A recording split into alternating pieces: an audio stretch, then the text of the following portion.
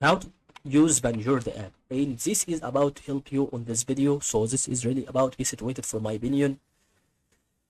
So it's exactly to be the underestimate on how we can start to deal with that on our situational progress on our brain, and what we can exactly do is about to be dealing with that situational sides. It starts to be logged in through the account and about to go for the personal investors passports.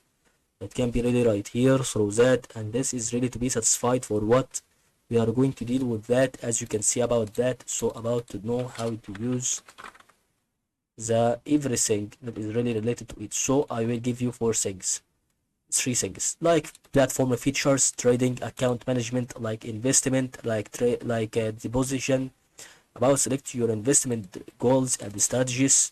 So we can start to execute your trades, monitor your portfolio, and that is ready to be situated for my opinion on that progress.